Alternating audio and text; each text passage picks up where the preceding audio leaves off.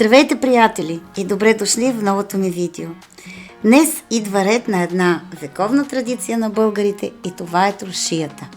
Тъй като от доста време живеем в чужбина, а тук определено нищо не е същото като в България, кой знае колко земнина ние ни правим.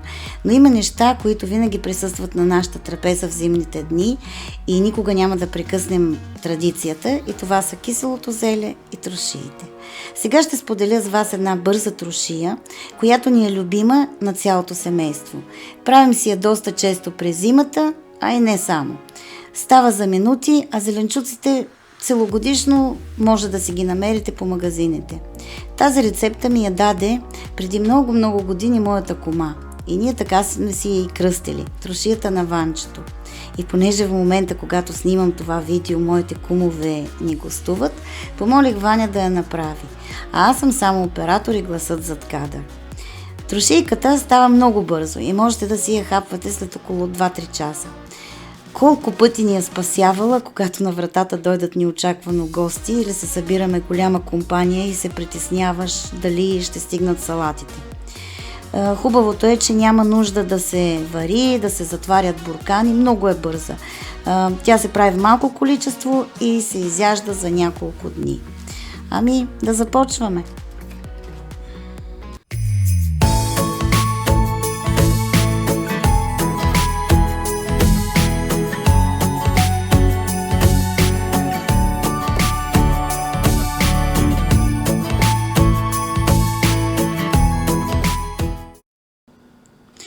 И сега нагледно какво и колко от продуктите сме подготвили. Ето, измили сме целената от тази дръжковата. Тук друга няма, или поне аз не съм виждала. Но тази е толкова вкусна и хрупкава, ние просто я обожаваме. Също така около 5 броя чушки камби. В случая аз имам само червени, но много често се е случвало да слагаме от трите цвята – жълта, зелена и червена. 2 малки глави карфиол или една по-голяма, моркови обелени и измити, също горе-долу на око, моите са от средните и са 8 броя. Също така ще ни трябва една чаша олио, чайна чаша, една чайна чаша оцет, 2 супени лъжици захар и 3 супени лъжици сол. Това е за маринадата. Ето, Ваня вече се е заела с нарязването на зелето. Слагаме 2 средни зелки или една голяма. И така, започваме с зелето. Режем го на по-малки парченца. Зелката я срязваме първо на половинки, после на четвъртинки и режем на ситно. Всичко слагаме в кутия, купена специално за тази цел. Тези кутии са много удобни, защото с дръжка и капак, като големина са идеални за точно тая туршия, и понеже ние си нямаме мазета, просто си я държа отвън. Тъй като това количество туршия, което правим, не е много, но ще вземем половината ми хладилник. И имам още една такава кутия, в която си осолявам краставички. Корнишончета по руска рецепта, казват се малосольни, но това ще е тема за друго видео. И аз, докато говорих, Ваня вече разделила измитият карфиол на розички. По-големите ги разполовява с нож или просто накъсва. Хубаво е всички зеленчуци да са един размер. Изглежда по-красиво и е по-удобно, когато си хапвате от трошийката. Карфиолът също отива в кутията с зелето и преминаваме към морковите. Тях ги режем на колелца. Не много дебели, но не и прекалено тънки.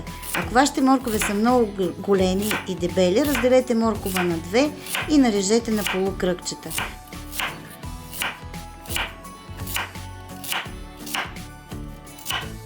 Морковите също отиват при останалите зеленчуци в кутията. След морковите идва ред и на чушките. Те, разбира се, са измити и изчистени. Тях ги нарязваме първо на половинки, а след това всяка половинка на 3. Но това всъщност зависи и от големината на чушката. Тук няма правила, просто е хубаво всичко да е еднакво, както вече споменах, на големина.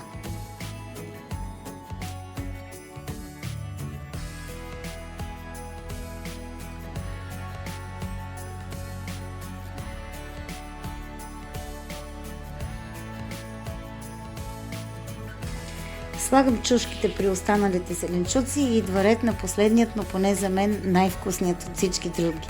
Аз много го обичам. Целената или селари, както я наричат някои. Това е дръжковидна целена. Дръжковидна или дръжкова, няма значение.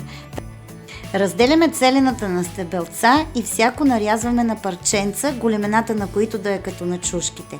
Листенцата също, нищо не изхвърляме.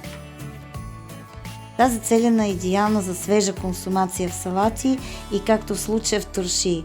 Тук и продават целогодишно, но съм чувала, че може да се бланшира, за да се съхранява в фризера за по-продължителен период от време.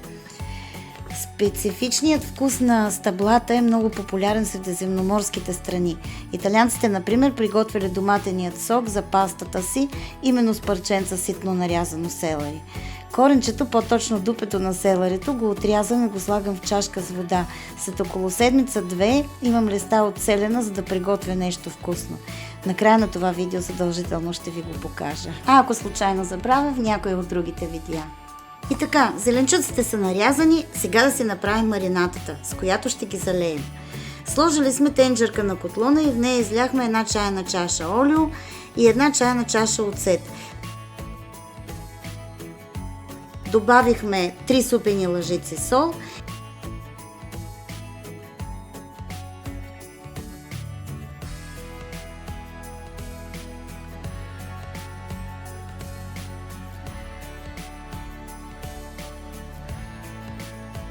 И накрая 2 супени лъжици захар.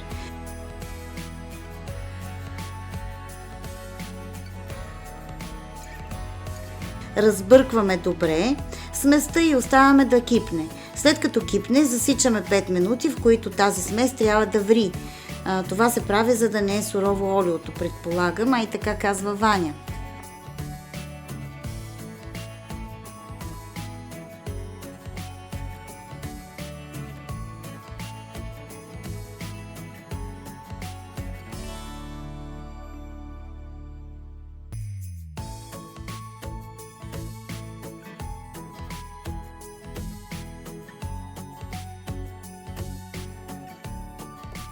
След като са минали 5 минути, спираме котлона и веднага изсипваме маринатата, така както е гореща към нарязаните зеленчуци.